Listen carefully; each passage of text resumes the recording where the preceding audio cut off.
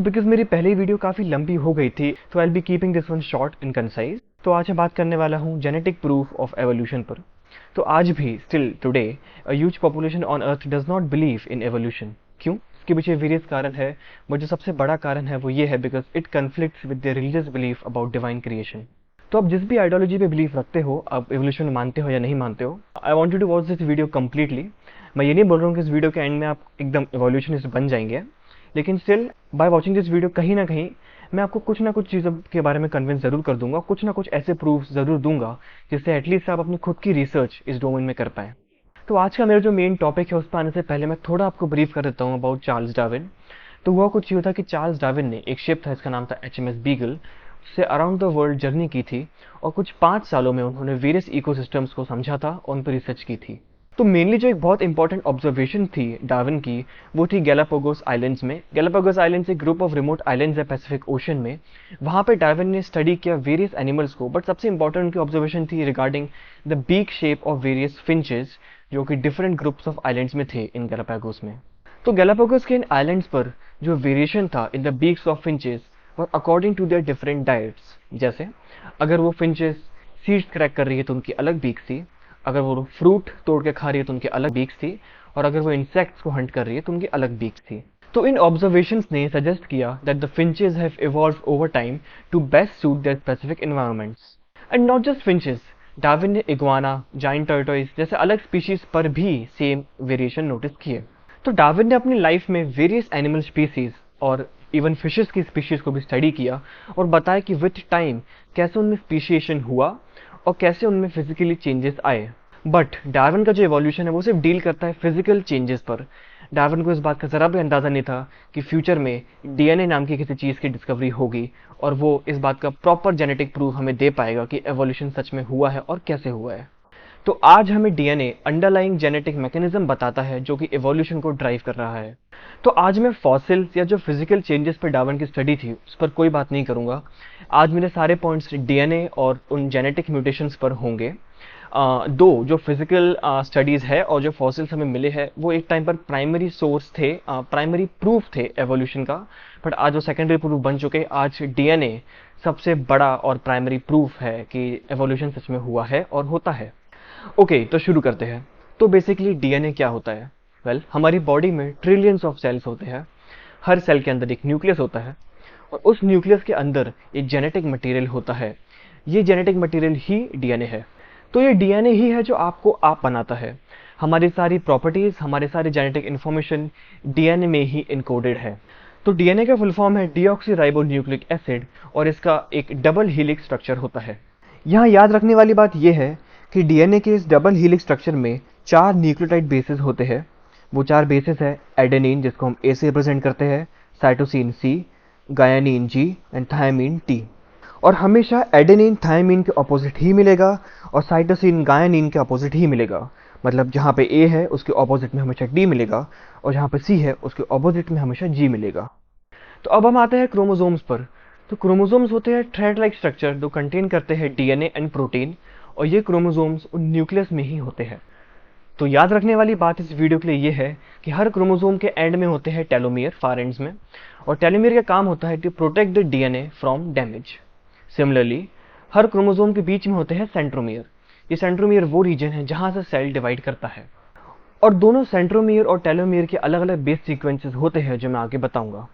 तो वीडियो में आगे बढ़ने से पहले एक बात क्लियर करना बहुत ज़रूरी है कि एवोल्यूशन असल में कहता क्या है। एवोल्यूशन ये कभी नहीं कहता कि हम चिंपैंजी से इवॉल्व होके आए हैं, बल्कि एवोल्यूशन ये कहता है कि चिंपैंजीज और हमारा एक कॉमन एंसेस्टर था। तो एक टाइम पर क्रोमोसोम्स में कुछ चेंजेस होने की वजह से एवोल्यूशन हुआ और हमारी लाइन अलग हो गई।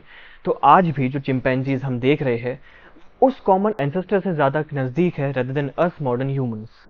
तो अब आपके सामने है फोटो ह्यूमन और चिंपैंजी के क्रोमोसोम्स की, और हम देख सकते हैं लगभग सेम है।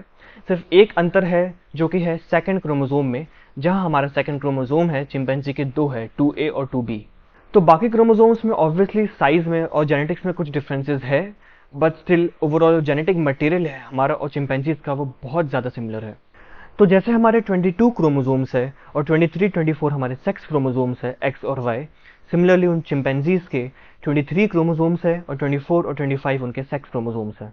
तो जैसे चिंपैंजीज के पास 2A और 2B क्रोमोसोम है और हमारे पास सिर्फ एक 2 क्रोमोसोम है, तो ये एक क्रोमोसोम हम ह्यूमन के पास कम क्यों है, बताता हूँ। तो असल में हुआ यूं कि एक टाइम पर कॉमन एंसेस्टर के क्रोमोसोम्स 2A और 2B का हुआ फ्यूजन, और उस फ्यूजन से ही बन गया हमारे ह्यूमन का क्रोमोसोम 2।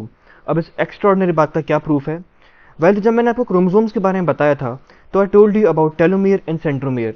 तो बोथ टेलोमियर एंड सेंट्रोमियर के स्पेसिफिक बेस सीक्वेंसेस होते हैं। टेलोमियर पर जो सीक्वेंस होता है वो होता है TTAGGG, और जो सेंट्रोमियर पर सीक्वेंस होता है उसे कहते हैं एल्फॉइड सीक्वेंस। अब जैसे मैंने बताया था कि जैसे चिंपैंजीज के ये 2A और 2B क्रोमोसोम्स अगर जुड़ गए तो बिल्कुल वो हमारे ह्यूमन क्रोमोसोम 2 जैसे दिखने लगते हैं। तो जैसे मैंने बताया टेलोमियर सीक्वेंस होता है TTAGGG, और हमेशा जैसे मैंने बताया T के अपोजिट A ही मिलेगा आपको और G के अपोजिट C मिलेगा।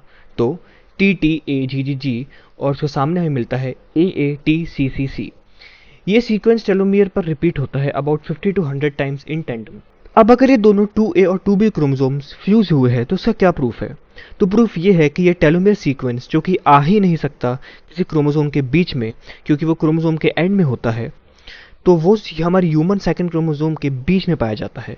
यही टेलोमियर सीक्वेंस जो कि 6 बेस पेयर्स का होता है, वो फ्यूजन साइट पर सिर्फ 4 बेस पेयर्स का है। और फ्यूजन साइट पर जो हमें टेलोमियर सीक्वेंस है वो रिवर्स भी हो गया है। तो जहाँ TTAGGG ऊपर है और AATCCC नीचे है, वही फ्यूजन साइट पर CTAA ऊपर है और GATT नीचे है इन रिवर्स। तो बेसिकली फ्यूजन साइट पर 180 डिग्री इन्वर्जन भी हुआ है फ्यूजन के साथ। इस स्लाइड पे अगर आप देखें तो एक टेलोमियर है 2A का और एक टेलोमियर सीक्वेंस है 2B का। फिर आगे जाके राइट में आप देख सकते हैं ये दोनों 6 बेस पेयर्स वाले सीक्वेंस बीच में से कट गए हैं और सिर्फ 4 बेस पेयर्स के बचे हैं।